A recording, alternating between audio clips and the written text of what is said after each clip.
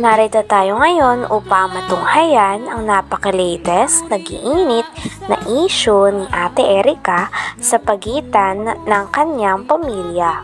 Sa pagpapatuloy ng ating istorya ay nandun pa rin si Kalingap Val Santos Matubang sa bahay nila Ate Erica. At tinatanong niya pa rin ng tita ni Ate Erica at ang lolo ni Ate Erica na si Lolo Miguel kung ano nga ba ang tunay na nangyari. At base pa sa karagdagang statement ng lolo ni Ate Erica ay talagang sobra-sobra na daw ang mga paratang sa kanila at hindi niya matatanggap na nilalapastangan daw sila. Okay lang sana sa kanila na wag silang bigyan ng pera o sustento.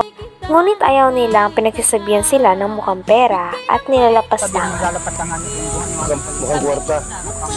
Eh nasa kailangan pera naman, yung magbabahawak ng pera, kahawak na po putos nila. Yun lang naman. Hindi ako yung inutusan, may ingat, tinulungan ko sila. Kung hindi ako ang tulong doon, wala din yung bahay nila. Sa kapatid ko, kung nasa amin ang pera, bakit po kayo magtsatsaga sa probinsyan? Doon namin uli-uli dinadala si mama na naglalakad lagi ng papasakada nila para po manghingi lang ng sulong. Nandiyan po ang mga resibo.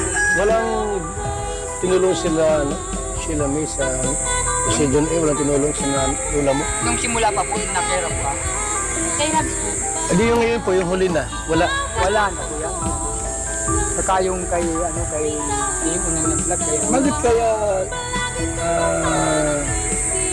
hindi alintana ni John A. yung perang ginastos niya kina Erica? Bakit kaya ganun? Malaking pera na. May motor pala. Dagdag pa ng tita ni Ate Erica ay talaga nagulat na nga lang daw sila na may binili daw na lote at bahay pati na rin ng lupa si Ate Sheila May ni Erica at ang kanyang asawa. Sabi pa nga nila ay okay lang naman daw sa kanila na huwag silang tulungan, ngunit ang masama lang at hindi nila matiis ay ang pagpaparinig sa kanila na wala namang katotohanan. Kaya ito daw ang naghudyak sa tita ni Ate Erica na magsalita na at gumawa ng video tungkol sa issue dahil hindi na nila makayanan ang mga kahihiyan na pinopost at binabato o pinaparatangan sila ng hindi naman totoo. Ito nga din ang dahilan kung bakit hanggang ngayon ay malaki na ang away sa pagitan ni Ate Erica at ng kanyang pamilya. Kasi talaga si Sheila, hindi po namin alam kung kanino nakapangalan. Yung Lote. anong loto? Yun ang gusto ko rin malaman. Alam natin lahat. Basta po nalaman lang po namin, bumili silang mag-asawa ng bumili sa dati. Pero sinabi itong motor para sa pamilya. Yung tricycle. Saan yung tricycle mo yan? Nino? Si Sheila May. Ilan ba anak ni Sheila May? Isa lang po. Ano trabaho ng asawa niya? Wala po. Wala. Yung magandang buhay ngayon. Sabong-sabong lang yun. Pag may sabungan niya, kalabas na yun. Pag may sabong nirain, tulukoy yung asawa. Ay mga masamasada. Silang gumamit sa private motor yun? Private na tricycle? Yun daw po yun. Kinunan ng prangkisa. Saan? Mga ko kung totoo at Ang pag-ibig. uwi dito. Pag uuwi dito, may kapal. yung number. Isa pa sa mga hinain nito ay ang mga pera daw at mga pinamimigay na dapat sana ay para sa buong pamilya ay inaangkin daw ni Ate Erica at ng kanyang ate pati ng asawa ng kanyang ate. Katulad na lamang ng binigay ni Sir John A na tricycle na pang pamilya ay si Ate Erica at ang ate niya lang daw ang nakikinabang. Dahil simula nang umalis sila ay hindi na sila nagparamdam at ni isang anino sa bahay nila dati ay hindi na nakikita. Talagang tuluyan na nga na iniwan ni Ate Erica at kinalimutan na lang ang kanyang lolo at lola na nagpalaki sa kanilang dalawa ng kanyang ate. Kaya ito din ang hindi makakayanan ni Lolo Miguel dahil marami pa silang mga masasamang bagay na sinasabi at binabatos sa mga tao na nag-aruga, nagpaaral at nagpalaki sa kanilang dalawa ng kanyang ate. Pag uuwi dito, may kapal. yung number. Ang prangkisa tayo, alam mo, magkano? 300,000. prangkisang yun, ang ginagawa ko pagka-piki yun. Gawa ng pag-uwi dito, tatapalan ng papel. Punta doon, lulubay siguro asawa, mga masada, tatanggal. Hindi naman po sila masada dito sa amin. Kung ano ba, nagugulat na lang po kami na may tricycle na. Nagulat po kami, may motor na. Nalaman na lang po namin, may lote na po sa daet. Wala naman pong ano sa amin sila na, o tita, lula, ganito po nito.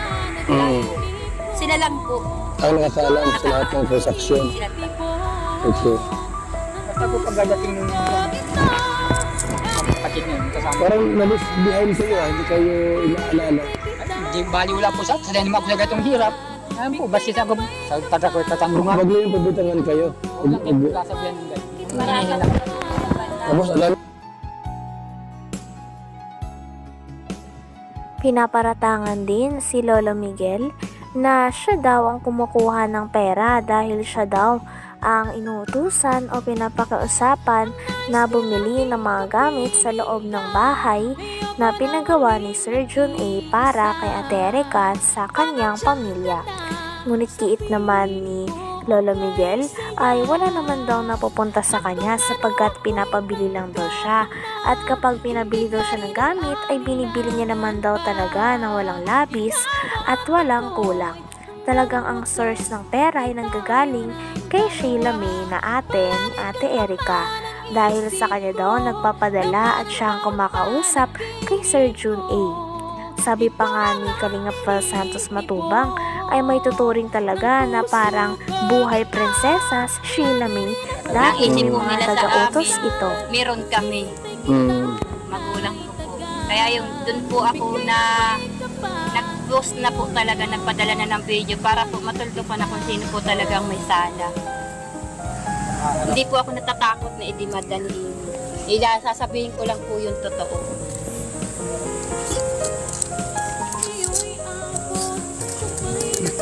Ano mensahe mo tayo kay Ini Torres tay? Kung ibinig mo yun. Ini Torres, yung kung naradinig mo ako, ay huwag kang magparahambog at walang katotohanan yan. Sino ba ikaw? Hindi kita kakilalang tao. Ba't papasok ka sa pamilya namin?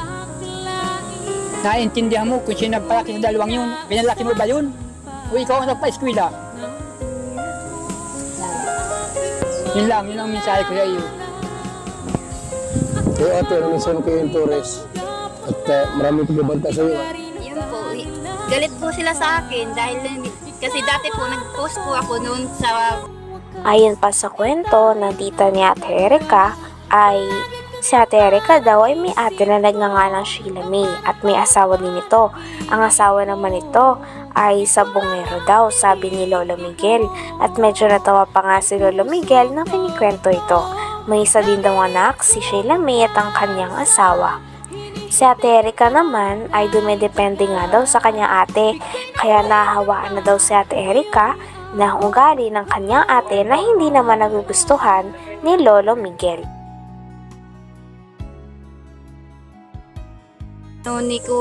Yung reactor po na sabi ko, tumigil na kayo niyan na pambabanta sa pamilya ko dahil pag po ako napuno, ilalabas ko ang tunay na tinatago ng ano ninyo, iniidolo. Pero hindi pa rin kayo tumigil, kaya ako nag-post na para huminto naman ang ginagawa sa akin.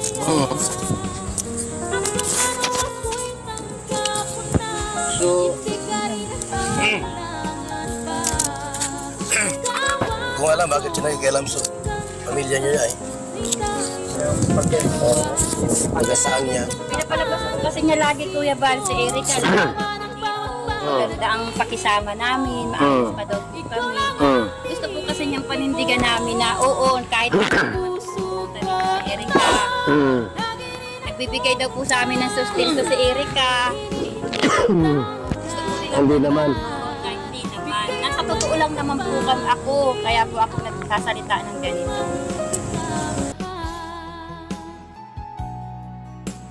Hanggang dito na lamang muna ang ating napakainit, nagtitrending at talaga namang mas nakakaintriga na issue ni Ate Erica.